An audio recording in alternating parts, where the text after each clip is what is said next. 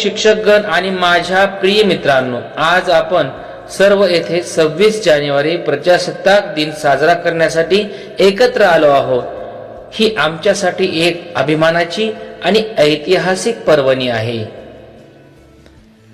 26 जानेवारी 1950 रोजी आपल्या देशाने संविधान स्वीकारले आणि आपण एका लोकशाही देशाचा भाग झालो। आपल्या देशाचे संविधान हे केवळ कायद्यांचे दस्तऐवज नाही, तर आपल्या हक्काचे आणि कर्तव्यांचे मार्गदर्शक आहे। डॉक्टर बाबासाहेब आंबेडकर यांच्या नेतृत्वाखाली तयार केलेले हे संविधान सर्वांना समानतेचा हक्क देते।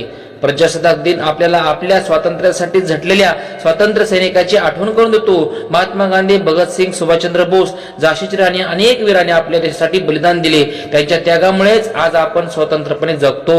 देशभक्तीची ज्योत पेटवू, भारताला प्रगतीच्या वाटेवर नेऊ, या तिरंग्याचा मान वाढवू, स्वप्नातील भारत घडवू। आता आपल्या सर्वांची जबाबदारी आहे की आपण एक चांगले नागरिक होऊन देशाची सेवा करूया। स्वच्छ भारत, शिक्षित भारत आणि विकसित भारत यासाठी काम करूया, या स्वप्नासाठी काम करूया। शेवटी मी पुन्हा एकदा सर्वांना आपल्या या प्रजासत्ताक दिनाच्या शुभेच्छा देतो आणि माझे भाषण इथेच संपवितो। जय हिंद, वंदे मातरम।